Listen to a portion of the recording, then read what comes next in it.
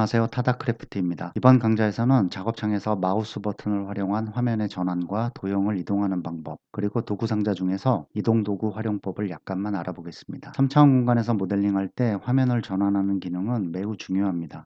좌우 상하의 이동과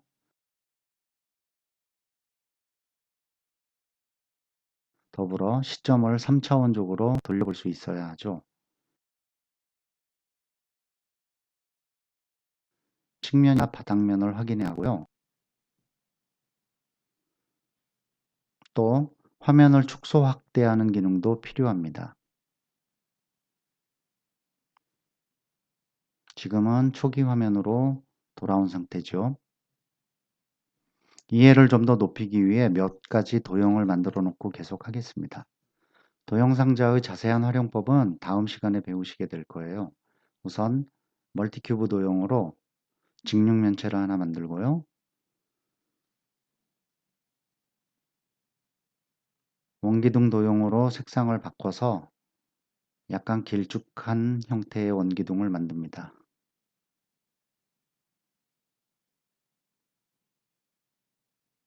화면을 돌려서 다른 각도에서도 볼까요? 이때 마우스 왼쪽 버튼으로 도형을 클릭하면 선택이 되고 작업창의 빈 곳을 클릭하면 해제됩니다.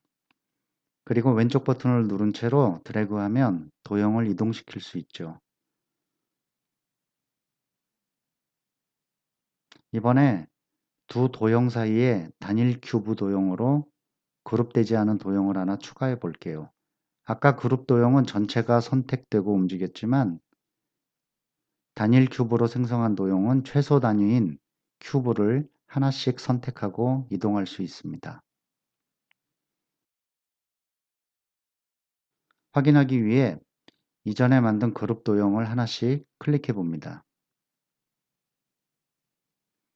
다시 빈 곳을 클릭하면 모든 선택이 해제됩니다. 이전 시간에 홈 버튼에 대해 배웠는데요. 클릭해서 초기 화면으로 돌아가 보겠습니다. 화면 상단에 있는 기본 메뉴들을 한번 살펴보면 열기, 저장, 언두, 리두, 그리고 전 시간에 배웠던 환경 설정이 있는데요. 자세한 내용들은 다음 강좌에 이어집니다. 이제부터 본격적으로 작업창에서 마우스 버튼 활용하는 방법을 설명드리겠습니다. 왼쪽 버튼을 누른 채로 드래그하면 X축의 좌우, Y축의 상하로 작업창이 움직입니다.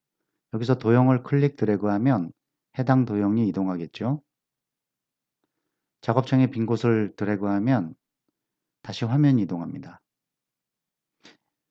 여기서 동일한 기능을 하는 버튼이 있는데요.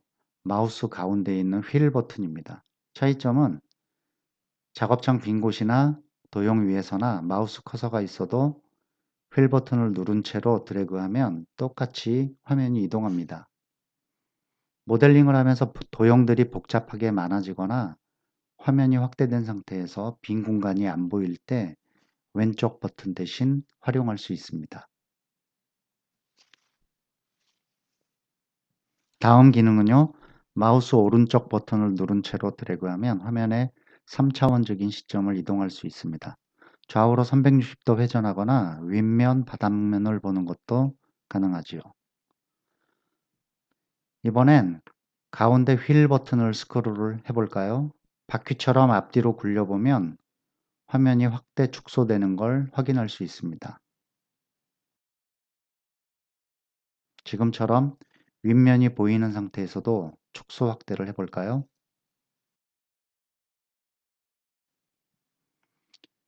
3차원 화면 전환하는데 중요한 기능이 또 하나 있어요.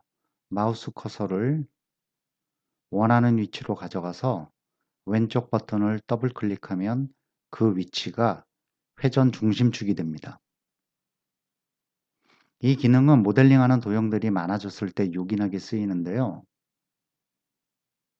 원기둥을 오른쪽 구석으로 옮겨 볼까요? 현재 이 원기둥을 중심으로 모델링 중이라 가정하고요. 그 주변에 왼쪽 버튼을 더블 클릭합니다. 그리고 나서 화면을 돌려보면 이렇게 원기둥을 중심으로 화면이 회전되죠.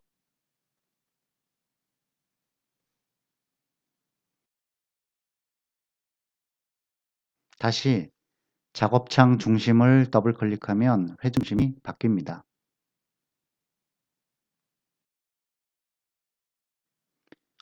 이번엔 보라색 직육면체를 왼쪽 뒤 구석으로 옮겨봅니다. 그리고 그 주변에 왼쪽 버튼 더블 클릭하면 이곳을 중심으로 작업창이 회전하게 됩니다.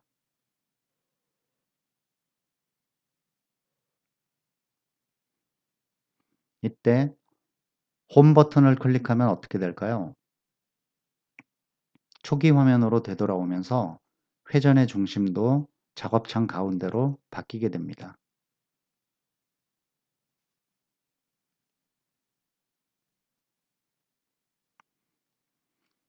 도형들을 다시 원래 위치로 옮겨 놓고요.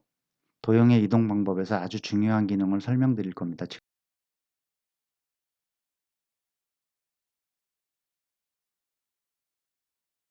지금까지는 XY축을 기준으로 좌우 상하로 이동하는 방법을 배웠는데요. 3차원 공간이니까 Z축의 이동도 돼야겠죠. 이때 두 개의 버튼을 동시에 조작하는 게 필요합니다. 지금 왼쪽 직육면체로 XY축으로 이동하다가 수직 방향인 Z축으로 움직여 보았습니다. 방법은 왼쪽 버튼을 계속 누른 채로 오른쪽 버튼을 한 번만 클릭하거나 아니면 키보드의 스페이스바를 한번 눌러주는 겁니다. 원기둥으로 다시 한번 해볼까요? 왼쪽 버튼으로 드래그하다 손을 떼지 말고 오른쪽 버튼을 클릭하면 이동 방향이 Z축으로 바뀝니다. 물론 스페이스바를 대신 눌러도 되고요. 수직 방향으로 이동 중에 다시 오른쪽 버튼을 클릭하면 이동 방향이 처음처럼 XY 방향으로 바뀌는 거죠. 같은 방법을 반복해서 이동 방향을 Z축으로 바꿔서 도형을 바닥면으로 내리고 있습니다. 마우스 버튼을 떼면 동작이 끝납니다. 생각보다 어렵지는 않아요. 이번엔 도형을 추가로 만들어서 이동 방향 변환에 대해서 더 자세히 알아볼게요. 노란색 원뿔을 하나 만든 다음 XY 방향으로 도형을 이동해 봅니다. 왼쪽 버튼 드래그죠. 가운데 있던 언그룹 도형 안으로 들어가니까 원뿔이 가려졌습니다. 이 상태에서 오른쪽 버튼이나 스페이스바를 한번 클릭하면 화면처럼 이동 방향이 바뀌는 겁니다. 이때 자세히 보면 도형 밑면을 기준으로 밝은 청색 경계면이 움직이면서 이동하는 높이를 확인할 수 있고요. 한 번 더 오른쪽 버튼을 클릭하면 방향이 XY로 다시 바뀌겠죠. 다른 각도 보면 원뿔이 핑크색 도면 위에 올려진 것을 볼 수 있습니다.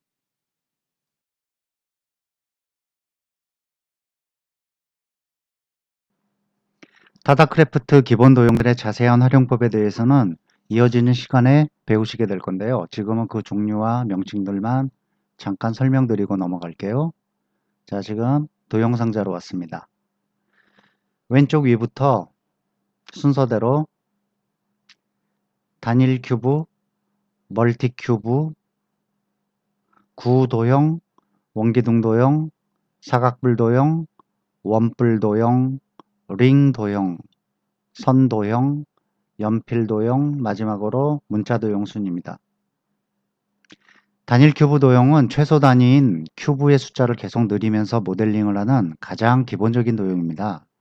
방법은 왼쪽 버튼을 드래그하는 거죠. 드래그로 만들어질 때 마우스 커서를 따라서 X, Y, Z의 순서대로 도형의 실제 크기가 표시되는 걸 볼 수 있습니다. 지금은 X, Y 축으로만 움직이니까 Z값은 계속 0이었죠. 환경 설정에서 큐브와 그리드를 1로 설정했기 때문에 실제 크기인 곱하기 1로 표시됩니다. 다음으로 색상을 바꿔서 또 다른 도형을 만들어 보는데요. 드래그를 계속할 때마다 X, Y의 숫자가 수시로 바뀝니다.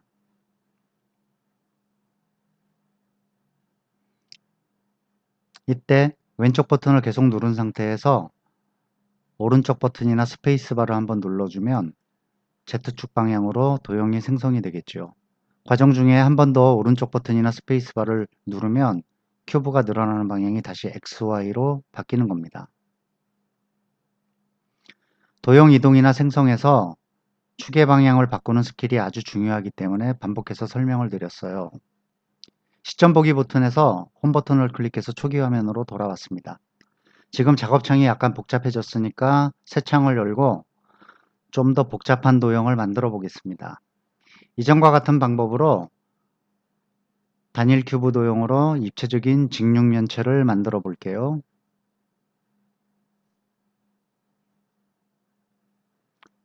XY 크기를 적당히 만든 다음 Z축 방향으로 방향을 바꿉니다. 방법은 다 아시겠죠?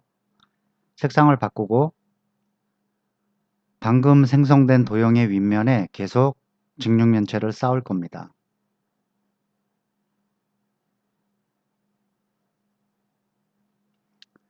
위로 올라갈수록 XY 크기는 줄이고 Z의 크기는 계속 늘어가면서 이 과정을 반복합니다.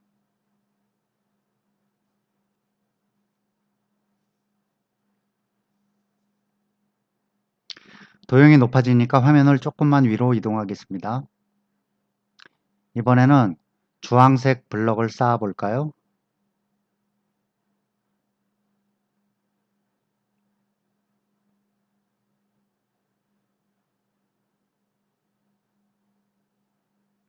마지막엔 핑크색으로 꼭대기 모양을 만들어 줍니다.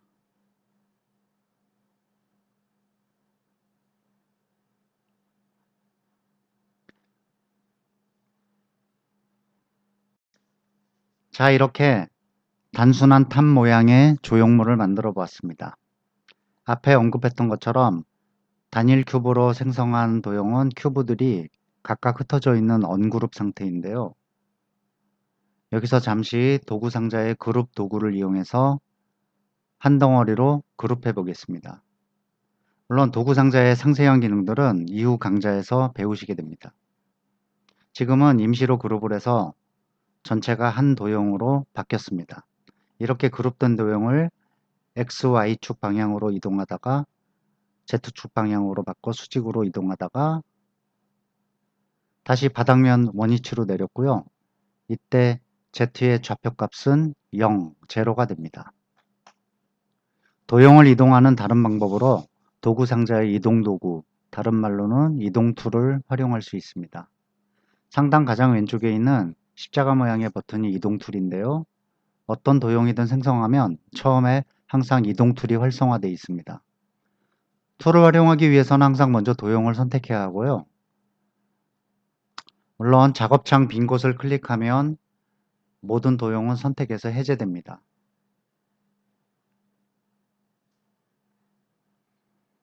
여기 도구 상자 영역에서 동그란 XY 버튼을 번갈아 클릭하고 옆에 슬라이드로 움직여 보면 그 방향으로 도형이 이동합니다. Z축을 선택하고 움직이면 도형이 위아래로 이동하겠죠.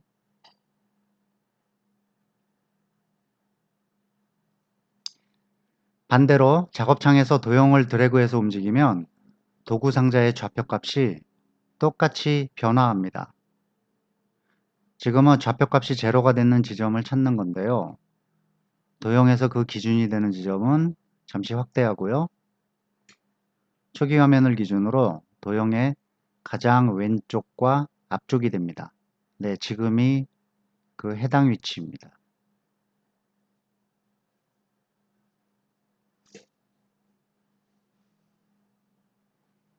여기서 또 하나의 꿀팁을 말씀드릴게요. 도형을 그리드에 한 칸씩만 이동할 수 있습니다.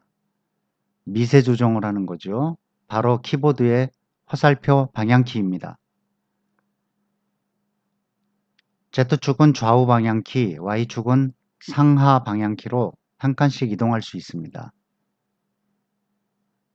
지금은 방향키를 한 번씩 눌러서 한 칸씩 이동하는 걸 보여드리는 거고요. 한쪽 방향키를 계속해서 누르고 있으면 이동 속도가 좀 더 빨라집니다.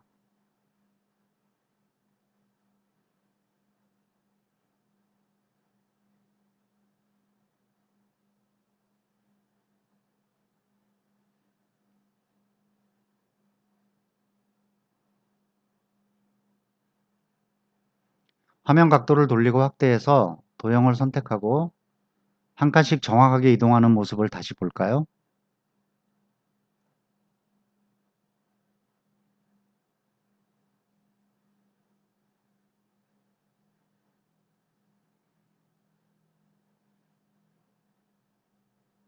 그리고 수직 이동할 때는 동그란 Z축 아이콘을 선택하고 방향키를 조작하면 됩니다. 한 칸씩 이동시키면서 Z축 아이콘 옆에 숫자로 이동 위치를 확인합니다. 완전히 내려오면 0이 되겠죠? 이번에는 방향키를 계속 꾹 눌러서 좀 더 빠른 속도로 이동해 봅니다.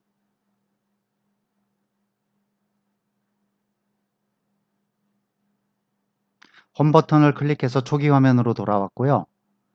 도형을 이동할 때 도구 상자의 좌표 값을 동시에 잘 확인하세요.